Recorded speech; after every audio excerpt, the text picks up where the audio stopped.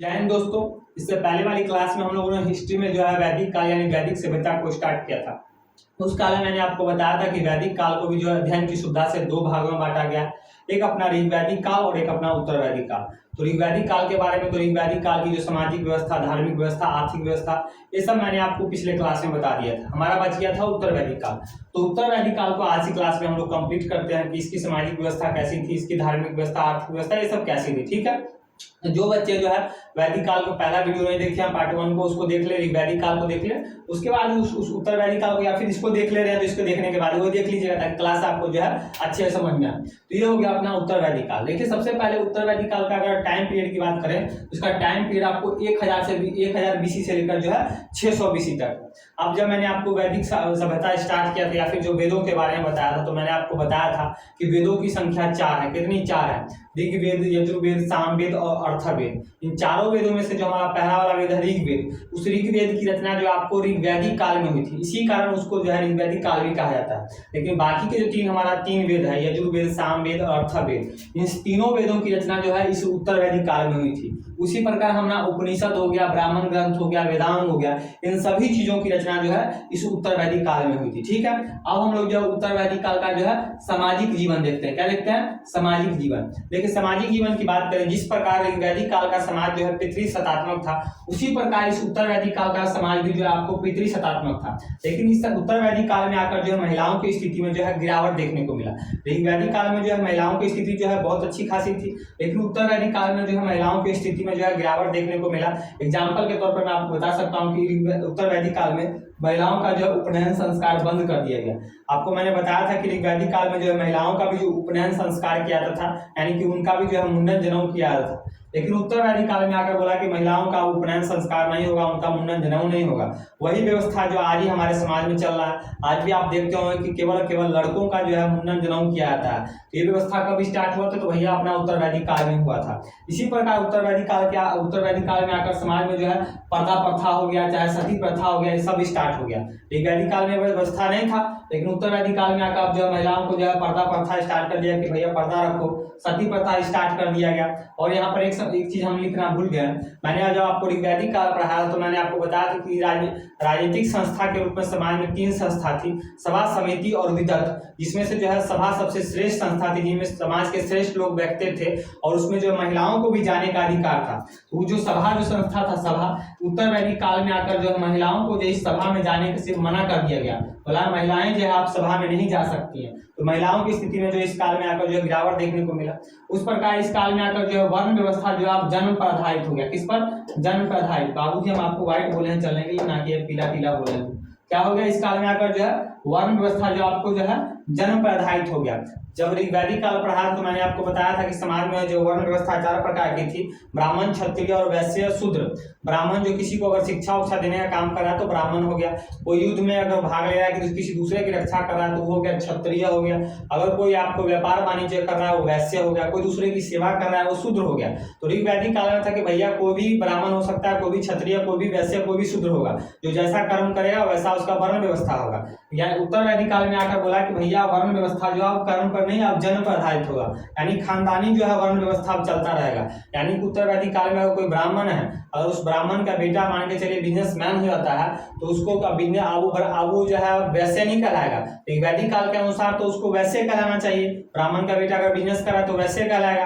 लेकिन उत्तर वैदिक काल में आकर बोला कि अगर ब्राह्मण का बेटा अगर बिजनेसमैन भी हुआ तो वो ब्राह्मण ही कहलाएगा। यानी कि वर्ण व्यवस्था जो आपको कर्म से आधारित ना होकर आप जन्म पर आधारित हो गई। यानी समाज में जितनी कुप्रथा स्टार्ट हुई थी सब उत्तर वैदिक काल में आई।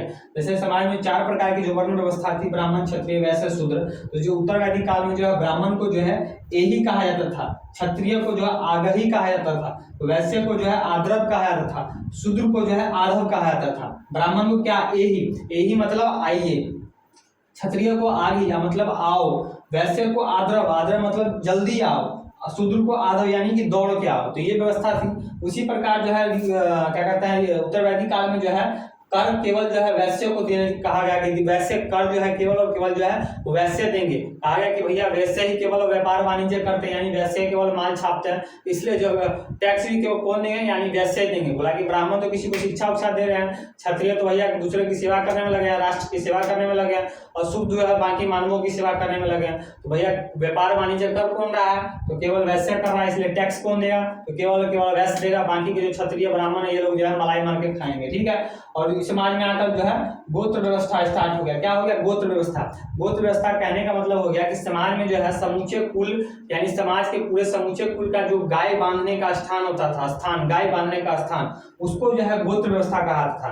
यानी समूचे कुल का जो गाय एक जगह जहां बांधा जाता था उसको जो है गोत्र व्यवस्था कहा जाता है। मैंने सबसे बताया कि वैदिक काल में जो है गाय को जो है बहुत ही महत्व दिया गया है। वही जो गोत्र व्यवस्था था जहां समूचे कुल का गाय बंधता था उसको गोत्र व्यवस्था कहा जाता था। लेकिन आगे चलकर ये गोत्र व्यवस्था जो गाय बांधने का स्थान था, तो आगे चलकर ये गोत्र व्यवस्था जो आपको वंश को, मतलब किस वंश का है इसके रूप में इस गोत्र व्यवस्था को जाने जाने लगा। जैसे आज भी अगर हम अपने समाज में देखते हैं तो हमको जो हमारे समाज को जो पहले तो धर्म से बांटा गया, कोई हिंदू मुस्लिम सिख ईसाई। अगर हिंदू में जाते हैं तो हमारी कई जातियां हैं, फिर जातियां में भी कई उपजातियां हैं, उस जाति उपजाति में भी कई गोत्र व्यवस्था है। जैसे कि मान के चलिए मैं हिंदू धर्म में हूँ तो मेरा तो एक टाइटल हो गया, यानी कि मैं देखा जाए तो वही ब्राह्मण भूमिहार ब्राह्मण जो भी है वो हूँ, यानी कि दुबे हूँ। उसके बाद भी मेरा एक जो है गोत्र है, यानी कि मेरा गोत्र कश्यप गोत्र है। ये गोत्र व्यवस्था सब कहाँ, मतलब ये गोत्र व्यवस्था जो पहले आपको गाय को एक समूचे बांधने का स्थान था, ये आगे चलकर क्या हो गया, ये वंश को डिनोट करने लगा। ये गोत्र व्यवस्था पहले क्या था, गाय बांधने का स्थान था। उस प्रकार इसी काल में आकर जो है आश्रम व्यवस्था स्टार्ट हो गया। क्या, आश्रम व्यवस्था। आश्रम व्यवस्था कहने का मतलब ये हो गया कि हमारे जीवन चक्र को जो हिंदू धर्म में जो है जीवन चक्र को जो हमारे पूरे जीवन चक्र को 4 भागों में बांटा गया। जैसे पहला जीवन चक्र हो गया ब्रह्मचर्य जीवन। क्या, ब्रह्मचर्य जीवन। ब्रह्मचर्य जीवन का मतलब ये क्या है कि बच्चा जब आप समझदार हो जाता है, थोड़ा पढ़ने लिखने की उम्र हो गया, जब तक वो नौकरी ताकरी नहीं किया है तब तक वो ब्रह्मचर्य जीवन का पालन करे, कोई इधर उधर नहीं देखे, लाल पे हरियर इधर नजर नहीं मारे, जब तक वो अपने पैर पे स्टैब्लिश नहीं हो जाए। तो हो गया पहला ब्रह्मचर्य जीवन। अब जैसे ही अपने ब्रह्मचर्य जो है अपने गोल को उसने अचीव कर गया, यानी कुछ बन गया जो बनना चाहता है, तो ब्रह्मचर्य जीवन को तोड़कर अब वो आ जाए गृहस्थ जीवन में। किसमें, गृहस्थ जीवन में। अब वो गृहस्थ जीवन में आके भैया शादी ब्याह कर ले, शादी ब्याह करके जो है बाल बच्चा करे, एकदम गृहस्थ जीवन का पालन करे, बच्चों को खिलाए, बउआ खा, बउआ दूध पी, पूरा जो है गृहस्थ जीवन को पालन करे। अब जैसे जब उसका गृहस्थ जीवन, जब उसका बच्चा बड़ा हो जाए तो उसका बच्चा जो समझदार, उसका बच्चा जो नौकरी उकरी कर ले, वो गृहस्थ जीवन को छोड़कर जो है वानप्रस्थ जीवन में चल जाए। कैसे को चल जाए, वानप्रस्थ जीवन। तो वानप्रस्थ जीवन का मतलब हो गया कि भैया तुम तो अपने बच्चे का ख्याल रख लिए, अब तुम क्या करो, जंगल उंगल में जाओ, दूसरे को, मतलब कि मानव के हित की कल्याण की बात करो, यानी कि तुमसे जो है समाज का कैसे भला हो सके इस पर सोचो, यानी दूसरे के बारे में सोचो। जब ये वानप्रस्थ खत्म हो जाए तो जीवन के अंतिम चरण में सन्यासी जीवन को अपना लो। किसको, सन्यासी जीवन को, यानी कि अब भगवान के आस्था में लीन हो जाओ, राम सीताराम करो, बोलो हे भगवान जल्दी उठा के हमारा चल, ये दुनिया में जो हम बोझ समझ गए। तो ये आश्रम व्यवस्था करने का मतलब क्या हो गया, हमारे जीवन चक्र को 4 भागों में बांटा गया है, ब्रह्मचर्य जीवन, गृहस्थ जीवन, वानप्रस्थ, सन्यासी जीवन। ये सब व्यवस्था कब स्टार्ट हुई, तो उत्तर वैदिक काल में। ये उत्तर वैदिक काल का हमने जो है सामाजिक जीवन देख लिया, सामाजिक व्यवस्था देख लिया। अब हम लोग जो है उत्तर वैदिक काल का जो है राजनीतिक व्यवस्था देखते हैं, राजनीतिक जीवन देखते हैं, राजनीतिक जीवन कैसा था। देखो उत्तर वैदिक काल में आकर जो है क्षेत्रीय राजाओं का उदय हुआ। क्षेत्रीय राजाओं का उदय कहने का मतलब ये होगा कि उत्तर वैदिक काल में आकर जो है लोहे का खोज हो गया।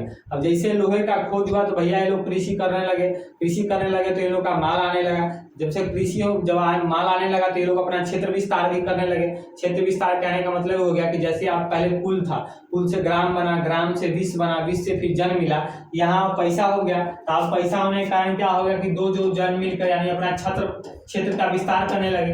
अब 2 जन मिलकर जो है जनपद बनने लगे। क्या बनने लगे, जनपद। आगे हम लोग यही फिर जनपद महाजनपद बनने लगे, आगे महाजनपद काल पर आएंगे तो बताएंगे। तो इस काल में आगे क्या होने लगा, क्षेत्रीय राजाओं का उदय होने लगा। जैसे 2 जन है, कुरु प्लस भरत, ये दोनों मिलकर क्या बन गए, कुरु जनपद बन गए। क्या बन गए, कुरु जनपद। यानी कि कोई छोटा सा क्षेत्र है उसका नाम है कुरु, क्या नाम है कुरु, और उससे फिर कोई दूसरा क्षेत्र है भरत, क्या नाम है भरत। दोनों मिल गए और क्या बन गए, बन गए जनपद। इस जनपद का नाम क्या रखा गया, कुरु जनपद। इस उत्तर वैदिक काल में आकर जो है राजा का पद क्या हो गया, वंशानुगत हो गया। क्या हो गया, वंशानुगत। एक वैदिक काल में जो है राजा को चुना जाता था, लेकिन उत्तर वैदिक काल में आकर क्या हो गया, राजा का पद जो है वंशानुगत हो गया, यानी अब राजा का बेटा ही राजा बनेगा। राजा का बेटा ही क्या बनेगा, राजा बनेगा। तो राजा का पद क्या हो गया, वंशानुगत हो गया। सभा समिति का जो है प्रभाव कम हो गया। जो राजनीतिक संस्था थी, मैंने आपको बताया था कि राजनीतिक संस्था वैदिक काल में 3 प्रकार की थी, सभा समिति विदत। वही जो राजनीतिक संस्था सभा समिति थी उसका प्रभाव क्या हो गया, इस उत्तर वैदिक काल में आकर कम हो गया।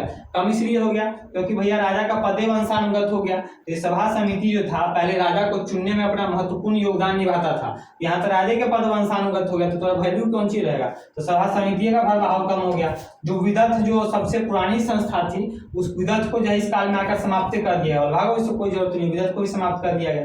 नियमित कर दिया गया, यानी अब फिक्स कर दिया है कि भैया आप तुमको टैक्स देना ही पड़ेगा। एक वैदिक काल में क्या था कि लोगों के ऊपर डिपेंड था कि भैया आप अपनी स्वेच्छा से राजा को जो है जो टैक्स देना चाहते हो टैक्स दो, गाय दो, भैंसी दो, पाड़ा दो, जो देना है दो। लेकिन उत्तर वैदिक काल में आकर बोला कि भैया आप टैक्स तुमको देना ही पड़ेगा, नियमित कर दिया गया। उसका जो आप राजा इस काल में आकर जो अस्थायी सेना रखने लगा, उत्तर वैदिक काल में आकर जो अस्थायी सेना रखने लगा। ऋग वैदिक काल में अस्थायी सेना राजा के पास नहीं होता था, लेकिन पैसे नहीं था। इस काल में आकर जो राजा को जो है कृषि करने लगा है, नियमित टैक्स कर दिया, पैसा आने लगा, ऊपर से क्षेत्र का विस्तार करने लगा, उस क्षेत्र का सुरक्षा भी करना है, तो स्थायी सेना क्या रखने लगा, अस्थायी सेना रखने लगा। राजा जो है न्याय का सर्वोच्च अधिकारी हो गया, यानी न्याय का सर्वोपरि कौन हो गया, राजा हो गया। जैसे कि आए हमारे न्याय व्यवस्था में सर्वोपरि देखते हैं सुप्रीम कोर्ट, या सुप्रीम कोर्ट से ऊपर भी जो है हमारा राष्ट्रपति कोई भी सभा को जो है कोई भी सजा को माफ कर सकता है। उसी प्रकार इस काल में आकर जो राजा का न्याय का जो सर्वोच्च अधिकारी कौन हो गया, राजा हो गया। लेकिन इस काल में जो है ब्राह्मण को जो है मृत्युदंड जो है नहीं दिया जाता। क्या, ब्राह्मण को जो है मृत्युदंड नहीं दिया जाता था। तो ये हो गया हमारा राजनीतिक जीवन। आगे हम इसका देखते हैं भैया, खुल जाइए। आगे हमारा है आर्थिक जीवन। इसका क्या, आर्थिक जीवन। देखिए उत्तर वैदिक काल में जो है ऋग वैदिक काल की तरह जो है कृषि और पशुपालन होता था। क्या होता था, कृषि और पशुपालन। लेकिन ऋग वैदिक काल में जो है कृषि आपको जो है प्राथमिक जो है आर्थिक व्यवस्था के रूप में नहीं था, पशुपालन जो है प्राथमिक क्षेत्र में था, क्योंकि जो उस समय लोहे का खोज था नहीं। लेकिन उत्तर वैदिक काल में जो है लोहे का खोज हो गया, तो लोहे का जैसे खोज होने लगा तो लोग जो है कृषि जो करने लगे, क्योंकि लोहे से जो हल चलेगा तब ना खेत को हल करेंगे और जो है खेती होगा। तो उत्तर वैदिक काल में आकर जो है लोहे का खोज होने लगा, इनका प्राथमिक पेशा क्या हो गया, प्राथमिक पेशा जो है कृषि हो गया। और लोहे का साक्ष्य जो है आपको अतरंगी खेरा से जो है लोहे का साक्ष्य भी मिला है। इस काल में आकर जो है उद्योग का भी जो है विकास हुआ। उद्योग का विकास इसलिए हुआ कि सब कुछ जो है यहाँ लोहे का चक्कर है भैया, लोहे का खोज हुआ, लोहे से कृषि हो रहा है, कृषि से हो रहा है तो भाई पैसा मिल रहा है, तो पैसा से मिल रहा है तो पैसा से उद्योग लगाया, इंडस्ट्री लगाएगा, तो उद्योगों का विकास हो गया। उद्योग के रूप में जो है धातु गलाने का उद्योग था। किसका, धातु गलाने का। सूती वस्त्र उद्योग भी था, लेकिन मेन रूप से जो फेमस था आपको धातु गलाने का उद्योग था। सिक्कों का प्रचलन जो इस काल में जो है नियमित नहीं था। सिक्का का प्रचलन मतलब सिक्का का उपयोग होता था, लेकिन नियमित रूप से जो है सिक्कों का प्रयोग नहीं होता था। वस्तु विनिमय प्रणाली का जो प्रयोग होता था। वस्तु विनिमय प्रणाली कहने का मतलब ये हो गया, अगर मान के चलिए उस काल में क्या होता था, किसी को अगर चावल लेना है और मेरे पास गेहूं है तो हम उसको गेहूं दे दिए, उसे चावल ले लिए, तो वही जो है वस्तु विनिमय प्रणाली कहते थे। अभी तक तो ये व्यवस्था था, बहुत मान के चलिए आज से 30 साल, अगर गांव से अगर आप किसी गांव में जाते हो आज से 30 साल पहले, वहां भी ऐसे था, किसी को अगर दाल लेना है तो अपना चीनी लेकर गया, चीनी दे दिया, उसे दाल ले लिया, उसी को वस्तु विनिमय प्रणाली कहते हैं। तो वही व्यवस्था जो यहाँ भी था उत्तर वैदिक काल में भी। सिक्कों का प्रचलन उतना खास नहीं था। नगरीकरण का इस काल में आकर जो है विकास होने लगा। नगरीकरण का विकास क्या है, सब पैसा है तो सब खेल है भैया, तो पैसा यहाँ तो बन रहा है, तो इसलिए नगरों का विकास भी हो रहा है। ये हमने देख लिया इसका आर्थिक जीवन। आगे हमारा जो है धार्मिक जीवन।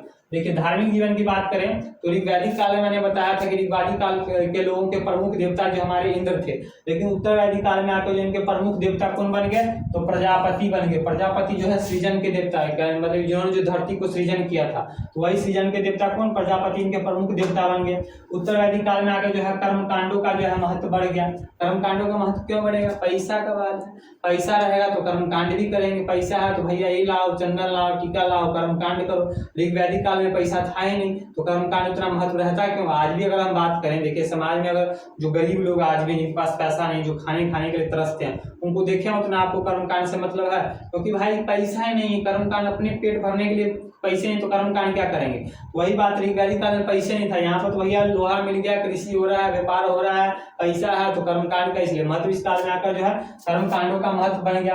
लेकिन हमारा जो उपनिषद है और आरण्यक है, इसमें जो है इस कर्मकांडों पर जो है निंदा किया गया, बोला कि कर्मकांड जो है अच्छी व्यवस्था नहीं है। तो क्वेश्चन ये पूछता है कि किसमें जो है कर्मकांडों का जो है निंदा किया गया है, तो उपनिषद या आरण्यक में जो है कर्मकांडों का निंदा किया गया है। और इस काल में आकर जो है ब्राह्मण और क्षत्रिय में जो है संघर्ष देखने को मिला, ब्राह्मण और क्षत्रिय में जो आपस में जो है टसल देखने को मिला।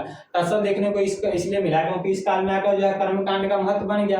तो कर्मकांड का महत्व जैसे बढ़ेगा तो भाई ब्राह्मणों को मांग मिलेगा अच्छा खासा, क्योंकि ब्राह्मण ही पूजा पाठ कराते हैं। तो क्षत्रिय कहने लगे भैया रक्षा हम कर रहे हैं, जान अपनी हम दे रहे हैं, हमारी जो है ब्राह्मण छाप रहे हैं, इसलिए जो है ब्राह्मण क्षत्रियों में जो संघर्ष देखने को मिला। तो यही संघर्ष देखते हैं जिस कारण जो बहुत सारे धर्म जो अपने हिंदू हो, बौद्ध धर्म हो, चाहे जैन धर्म बनते हैं, ठीक है। और इस काल में आकर जो है पूषण जो ऋग्वैदिक काल में जो है पशुओं के देवता हुआ करते थे, तो उधर वैदिक काल में आकर जो पूषण जो है शूद्रों के देवता बन गए। व्यवस्था देखिए शूद्रों के देवता बन गए। और इस काल में जो है कई प्रकार का यज्ञ हुआ करते थे यज्ञ, लेकिन 3 प्रमुख यज्ञ थे, जैसे कि राजसू यज्ञ। राजसू यज्ञ जो था राजा अपना राज्याभिषेक करने के समय जो है राजसू यज्ञ करवाता था, यानी राजा जब अपना पदभार ग्रहण करता था, जब वो अपना पद शपथ लेता था तो राजसू यज्ञ करवाता था। उसी प्रकार जब राजा अपना क्षेत्र विस्तार करता था तो अश्वमेघ यज्ञ करवाता था। अश्व का मतलब होता है घोड़ा। तो ये कहने का मतलब है किसी राजा को लगता था कि भैया हमारा क्षेत्र विस्तार करना है तो अपने घोड़े को खुला सांड की तरह छोड़ कर भागो, यहाँ तक भागना, भागते रहो। अब जहाँ भागते हो, जहाँ घोड़ा रुक गया, किसी दूसरे राजा के क्षेत्र में जाके रुक गया, तो राजा बोलेगा कि भैया देख तुम्हारा घोड़ा यहाँ तक आके रुका है, तो या एक काम करो तुम हमसे युद्ध लड़ो, युद्ध में डिसाइड कर लेते हैं कि क्षेत्र किसका होगा, या फिर तुम्हारी अधीनता स्वीकार कर लो। तो जो अगर राजा अधीनता स्वीकार कर लिया तो ऑटोमेटिक क्षेत्र हो गया, नहीं तो युद्ध किया जो जीतेगा उसका क्षेत्र हो जाएगा। तो अश्वमेघ अपना क्षेत्र विस्तार के लिए हो गया। दूसरा हो गया तीसरा हो गया वाजपेयी। वाजपेयी जो है राजा अपना शक्ति प्रदर्शन करने के लिए करता था, शक्ति प्रदर्शन यानी दिखाने के लिए कि हमारे पास ये अस्त्र शस्त्र है। आज भी देखते हैं भारत सरकार जो यज्ञ करवाती ही है, जैसे कि आज देखते हैं 26 जनवरी या 15 अगस्त को जो हम लोग भी अपना शक्ति प्रदर्शन दिखाते हैं। वो ब्रह्मोस वो देखते हैं, जल थल वायु सेना सबको उतार देते हैं, अपना जो है दिल्ली में देखते रहे पूरे विश्व को दिखाते हैं। तो क्या हो गया वाजपेयी यज्ञ है। तो 3 प्रकार का यज्ञ था, राजसू यज्ञ, अश्वमेघ यज्ञ और वाजपेयी यज्ञ। तो ये हमने उत्तर वैदिक काल को जो एकदम अच्छे से समझ लिया, पसीना पसीना हो गया। आपको जो है मैं उत्तर वैदिक काल में जो आपको मैंने बता दिया इसका सामाजिक जीवन, राजनीतिक जीवन, इधर अपना जो है आर्थिक जीवन, और ये हो गया धार्मिक जीवन। तो ये हमारा जो है वैदिक काल यानी वैदिक सभ्यता जो है पूरा कंप्लीट हो गया। आप लोग अच्छे से देखिएगा और जो है समझिएगा, और किसी प्रकार का कष्ट हो, किसी प्रकार का जरूरत हो तो आप जो है कमेंट कीजिएगा। तो आज के लिए इतना ही, मिलते हैं नेक्स्ट वीडियो में किसी नए टॉपिक के साथ, तब के लिए जय।